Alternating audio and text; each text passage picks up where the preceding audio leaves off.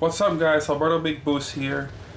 As you all may know, I've been working on the car basically non-stop this past few days. I haven't posted barely any videos, but I had to take a little break.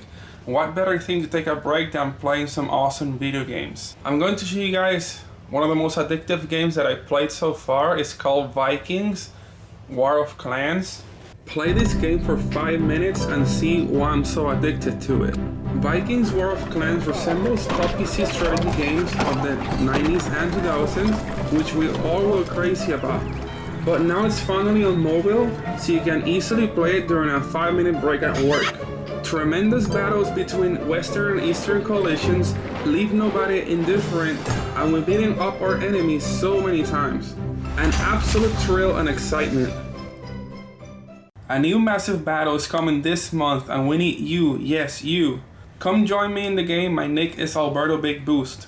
Guys, support my channel. Download Vikings Now from the links below and get my special bonus of 200 gold for a fast and successful start. The next big part will be to finally install the H-beam rods. Check out the difference from the stock rods to the H-beam rods. This one's hold I don't know, like 450 or something, and then with this one you can go all the way to like 900 horsepower. Lewis is running this same rods as well. Hopefully this will last on my car. I now installed one of the rods on the pistons. This is a stock rod and this is a new H-beam rod. Look how much thicker the new one is. Also, it has better hydrodynamics, so it cuts through the oil a lot better than the factory one. Since it's rotating like this, it'll hit oil. So this rod just glides through the oil and cuts through it instead of just slapping onto it. I will now show you the process to replace the rods for the new ones. Again, this is the new H-beam rods. I'm taking the factory rod off. First thing you want to do is to remove the retainer clip from the piston. You can use a pick to get it started, like this. And then you take a needle nose and just pull on it. Make sure to not scratch anything and to not warp the ring while you're taking it off. You want it to keep it straight. See, it's straight now. Now you only take one side off when using the same pistons back, and you can push the wrist pin with your thumb from the other side.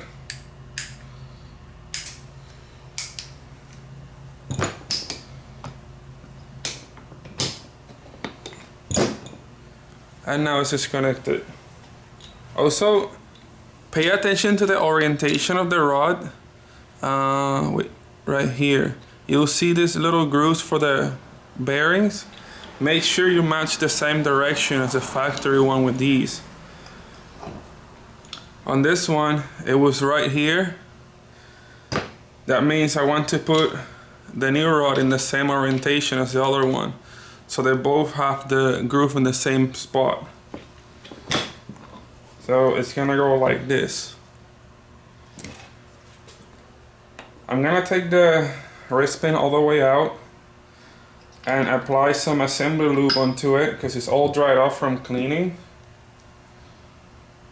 It's gonna take and just apply a little bit on everything. Make it all shiny. Also make sure you get the piston as well.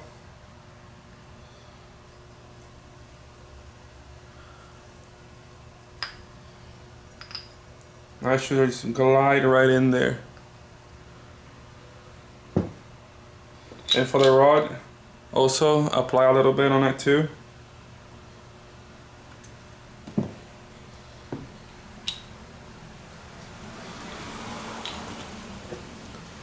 Then you're gonna put it like this, align it, then gently with your other finger just press on. It should go in without effort, so make sure it's properly aligned, and it will just go right through. and wipe off the excess lube so you can put the clip back on. To put the clip back on is fairly easy. Pretty much put it in the same position it was before. So I'll put it pretty much like this. Then you take a screwdriver and little by little press on the clip and it'll just go right in. Wait.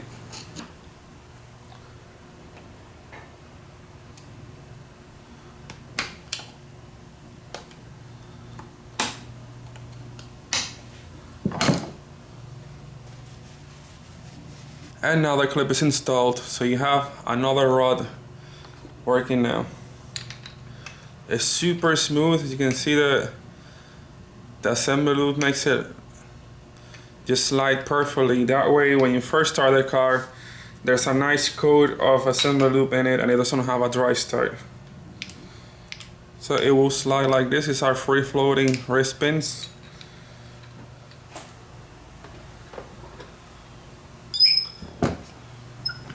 Is it dry?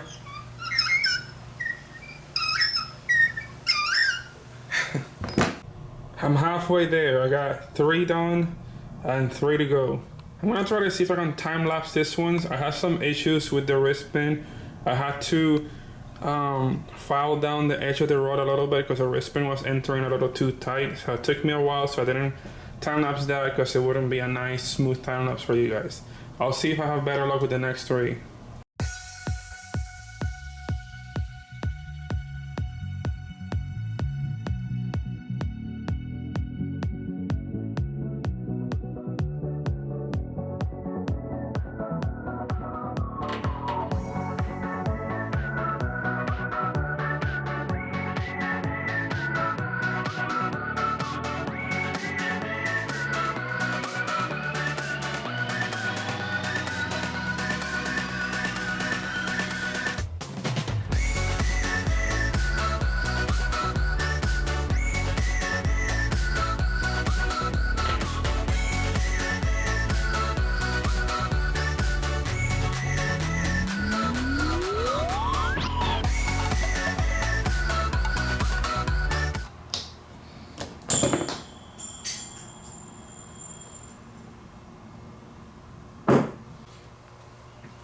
That last piston, the wrist pin clip just flew. I think it landed on the road or the way in the front of the house. Good thing I had spare one from the old pistons and I can continue doing the job. It's like, no, it flew far, far away. Finally, all the pistons and rods are successfully assembled. I did not put the rings yet at this time. I will put them one by one after I install the crankshaft. I place all the rings corresponding to their cylinder. That will take them off one by one, put them on the piston, and then put it back in the engine. Since I don't have an actual work table to work on, this will help keep things organized. This is what the engine looks like all cleaned up on the inside. You can see a little surface rust might start to come in, but it's so light it comes over the finger. I'm gonna go ahead and just spray everything with a little bit of WD-40. It's very light coat just to keep the rust away.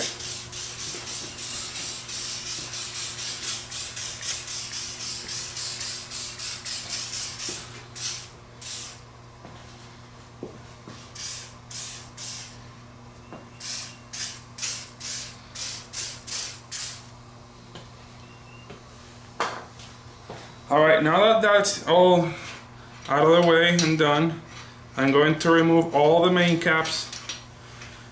Make sure you do not misplace these caps. They have to go back into their corresponding slot. If not, you will have issues with clearance, so they might not even fit back into place. I gotta take all the bolts off first, and then I can remove the caps.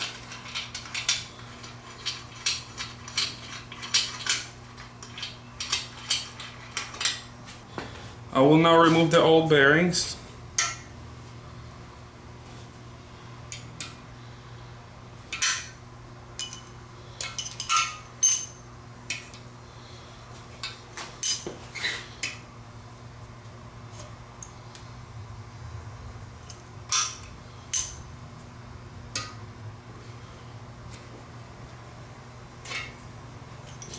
You want to go ahead and clean up the journals where it goes. Little brake cleaner.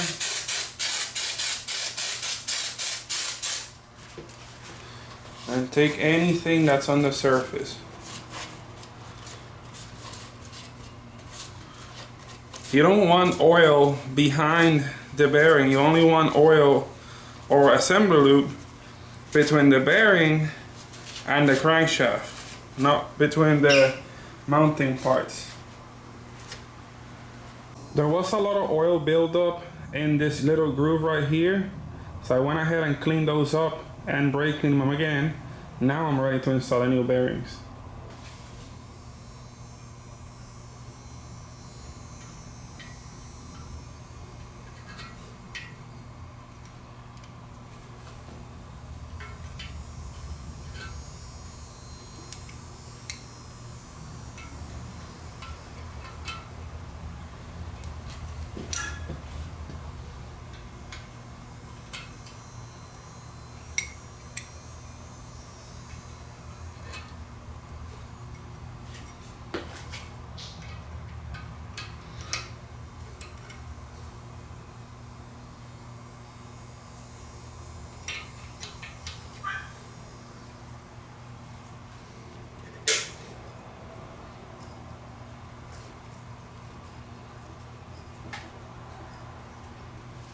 I apply some Assebly lubricant to the bearings.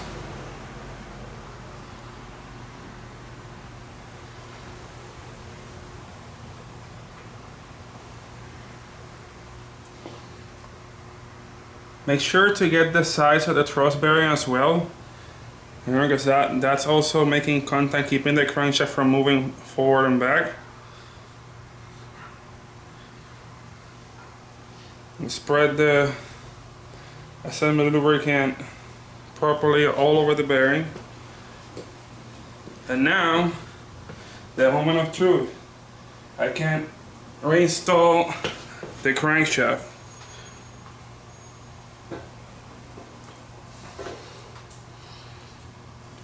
Or the new crankshaft.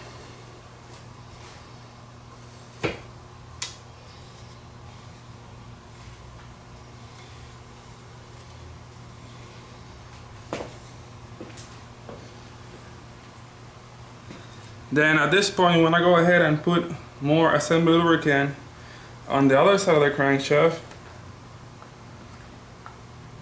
so when you put the new bearings, it has lube already on it, on the cap bearings.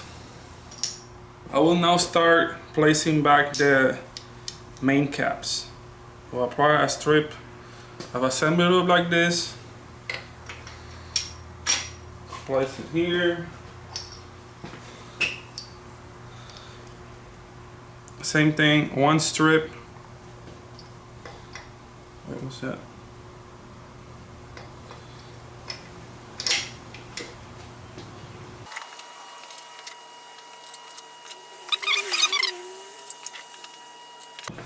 Now you just want to like start putting the bolts in by hand. Make sure they go in by hand. If they don't go by hand, they are not straight. Don't try to force it, because you will damage the threads, or the cap might enter a little crooked.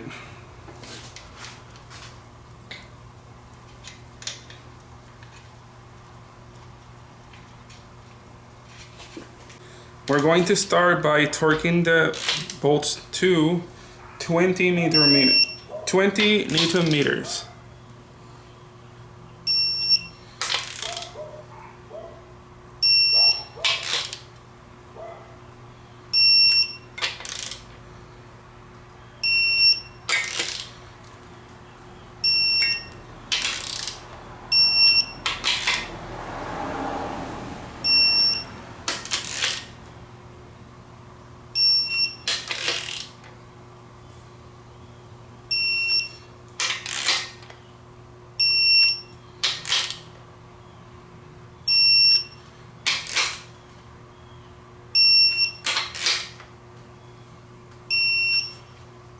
And now we're gonna go ahead and give it 50 angle, and we're gonna go ahead and give it 50 degrees of angle.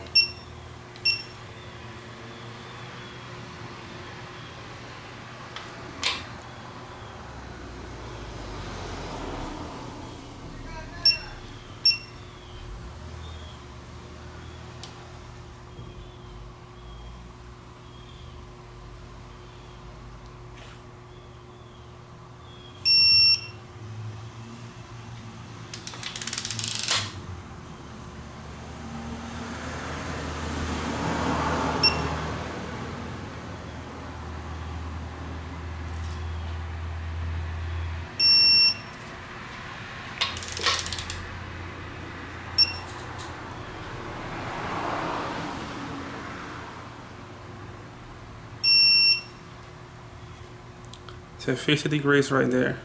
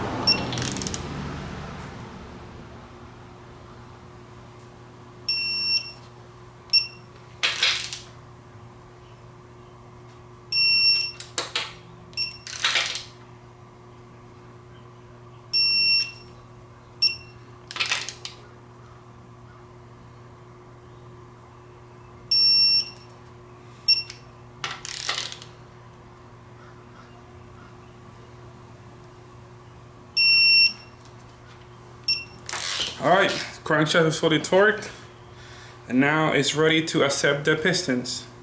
I'm going to start by putting the number 1 cylinder in bottom dead center.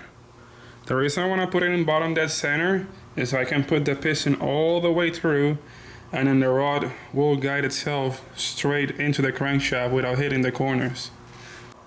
Here's how I set up my table to assemble the pistons. I got piston number 1 through 6. And then I got the rings in the same order, 1, 2, 3, 4, 5, 6. And then here I have a towel with automatic transmission fluid, so I can clean and lubricate the piston rings before installing them on the piston.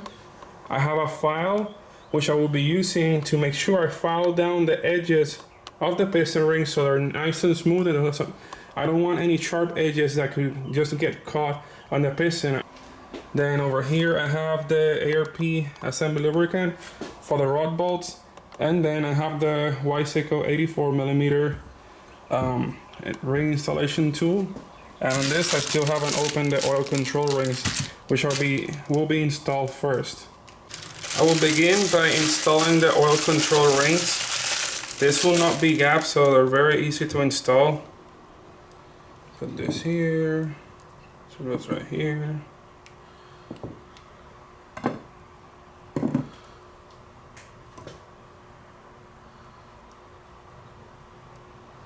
Oh, this one already came like with the thing taken apart. It has this little part where it just like opens up from. It's right here. You can see it does this, so you can open it and put it in the cylinder and the piston.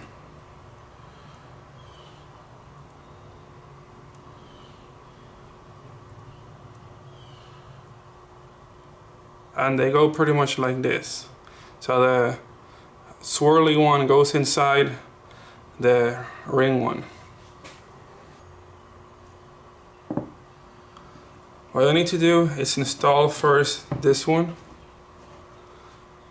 You open it up a little bit, and then you close it on the piston. Then you take the outer part, it's like a shell, and then you put it over that one.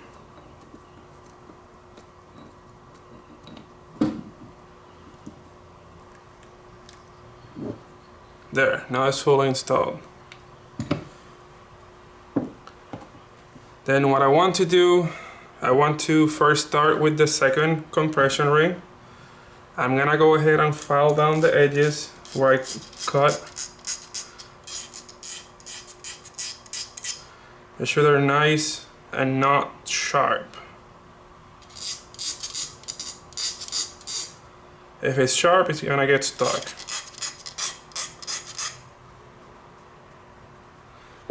That's nice and smooth now. Then I'm gonna take my shop towel and then I'm gonna clean the piston ring.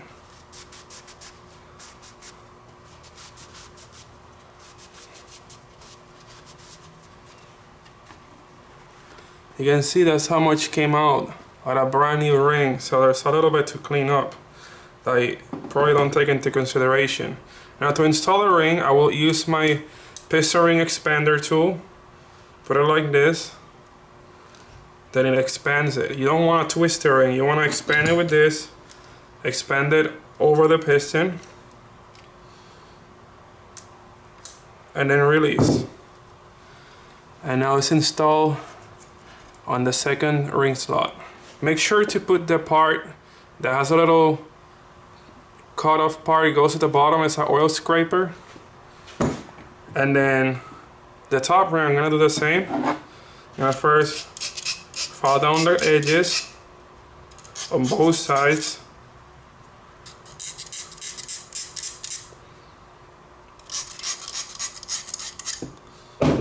Make sure they're all smooth. And then now you clean it with the rag, same way you did the other one. Same thing, another little bit of gray stuff. Now you look for the marking that says top or has a logo. This one says SPD on it, so that's gonna be my top reference mark. Now use the tool and expand it over the piston. Get it in the groove and release. Now I have a fully assembled piston and rod. Then I want to take one gap, put it to one side, then the top ring gap to the opposite side. So they're facing opposite sides.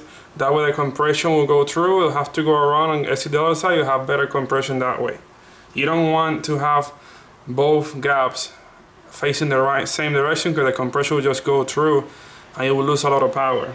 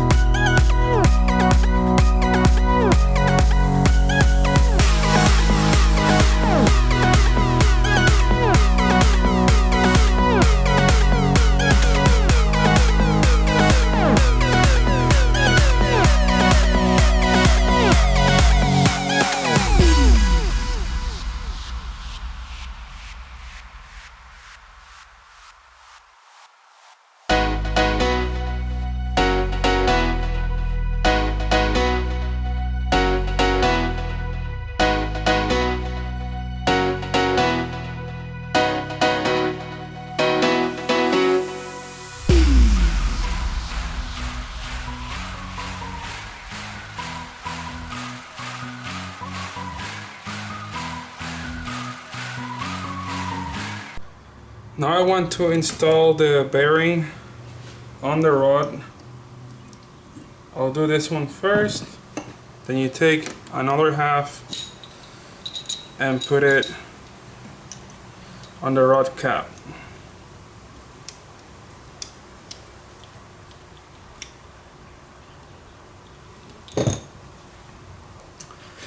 Now I need to spray some lubricant on this first. Then I want to apply a strip of engine assembly lube on the rod. I will take the piston ring compressor, put it over the sleeve that I want to put a piston on. Then I'll find on the piston which side faces the front of the engine. And then you slowly slide the piston through. There we go, finally got it correctly. Make sure this is fully seated. Gently tap on the piston.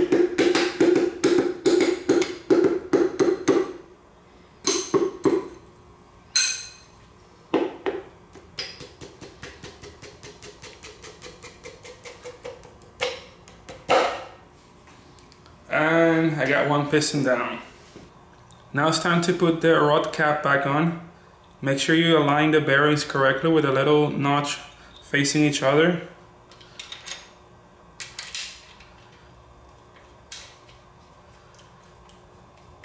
And hand tighten the bolts snug. At this point I'm not gonna apply the ARP assembly lube because I'm not torquing, I just wanna like assemble it. And then I'll take all the bolts out one by one and then torque it. Alright, so first rod is installed. Now let's move on to the next.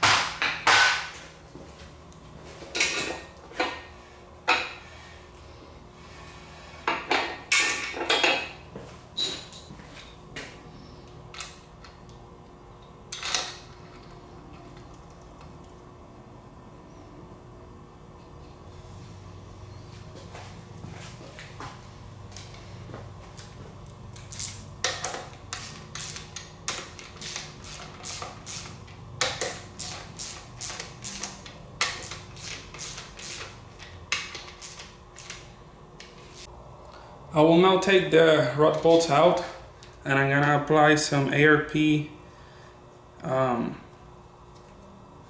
fastener lubricant, the little ARP grease thing.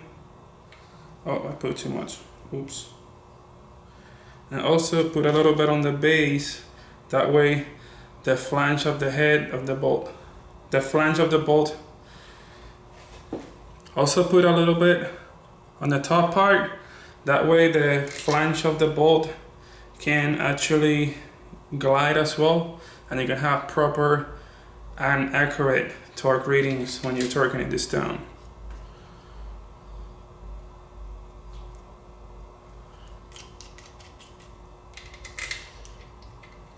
It's like a little kid with ketchup kind of thing.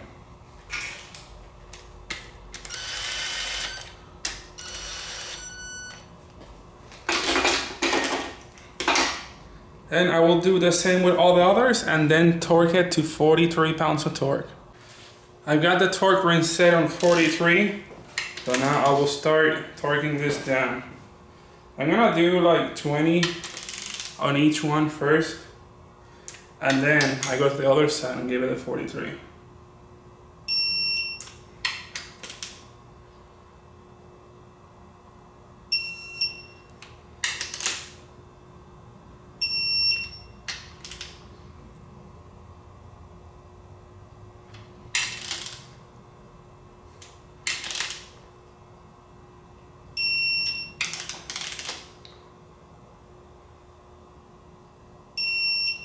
Having the right tool is always so much easier.